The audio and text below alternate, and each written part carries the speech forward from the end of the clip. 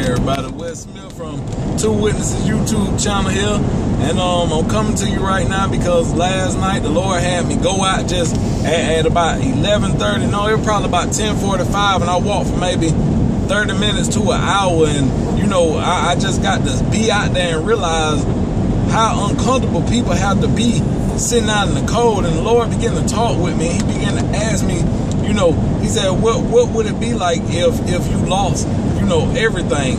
If people came and invaded your country today, what would you do without all the things that you're comfortable with? And what I mean by that is I'm talking about all McDonald's, all fast food restaurants. I'm talking about our houses, our homes, our cars, our comfortable, you know, just getting up and going to the refrigerator whenever we want to get whatever we want to eat. Even if we don't have a lot, we still got something. And it's plenty of people out there, he was showing me and telling me, that doesn't have nothing. They're out there late at night trying to survive the midnight hour up until the morning when the sun come up. And even after the sun come up, they still out there cold and shivering. And the thing about it is, how many of us take the time to think about that? How many of us take the time to deny ourselves with that? And I'm coming to you and I'm saying that right now is because the Lord is about to do something strange in this land, something strange in America. And I can't tell you what it is, and I can't speak on when it's going to happen. But all I'm saying is, are you prepared? Are you prepared to lose everything you have but still suffer for the Lord's name's sake?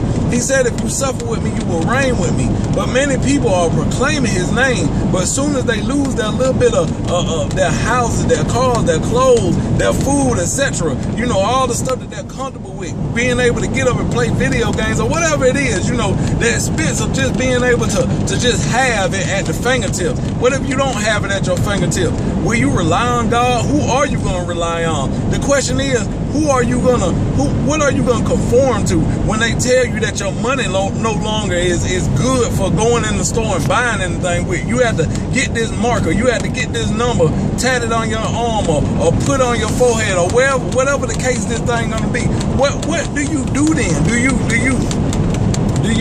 lose the faith? Do you stay, you know, proclaiming the gospel? Because my point is, I'm finna say this right now, a lot of people ain't gonna believe what I'm talking about right now. A lot of people ain't even gonna be able to digest what I'm saying. They ain't even gonna be able to take it in. Why? Because a lot of people can't handle the truth. A lot of people can't handle the fact that Jeremiah in the book of Jeremiah, he went preaching and teaching all over Israel, all over Judea, telling them that the land was about to be going into captive by the Babylonians, and nobody didn't believe him. Even one prophet walked up to him and smited him, told him, or slapped him on the cheek and told him, no, this ain't gonna happen, and in 2 years the yoke will be broken, and there won't be nothing else.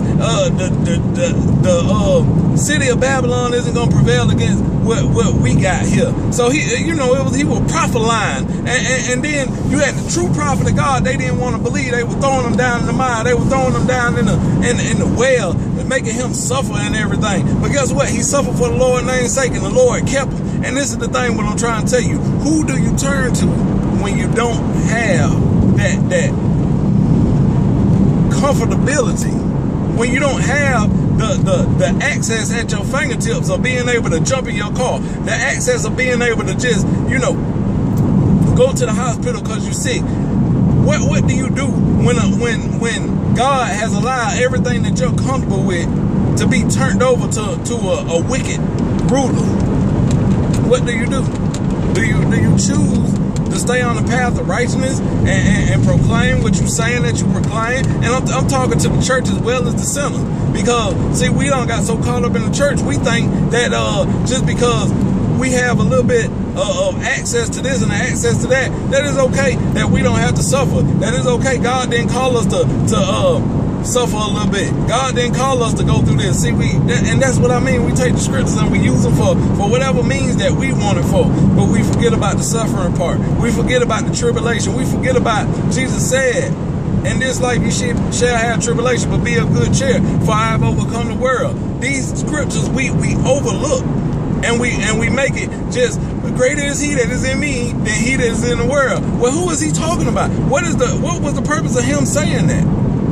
The purpose of that being said is so that when we, as the church, are going through, we have to realize regardless of whether it's losing houses, losing cars, losing children, losing whoever, losing whatever. You have to be willing to lose this life in order to find it. Find your life in Christ. You have to be willing to lose this temporal life. All the stuff that's coming upon the world. We don't understand it, but guess what? The Lord said, if you watch and be ready, keep looking up, because as you look up, He's gonna do the drawing. As you look up, then guess what? He said, your redemption draweth nigh. He said, if you draw nigh to me, He'll draw nigh to you. But He also said, wash your hands, ye sinners. Cleanse your mind, ye double-minded. So this is what I'm saying. How many of us take the time to think about the person that doesn't have nothing to eat? To think about the person that doesn't have clothing, that doesn't have shelter.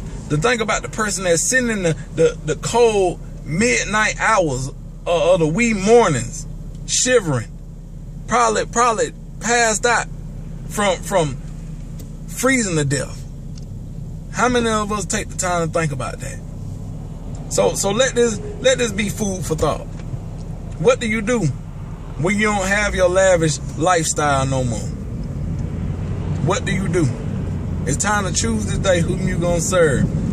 Hey, I love you. Jesus love you. Don't forget to say thank you, Jesus. You can follow us on YouTube channel, Two Witnesses YouTube channel, and you can follow us on Wesley Smith Singer Facebook page. Whatever the case is, if you haven't given your life to Jesus, give your life to Him today, because we are right there at crunch time, where everything is about to start taking place. What do you do? That's my question to you. Who do you serve? Who do you choose? Which way do you go?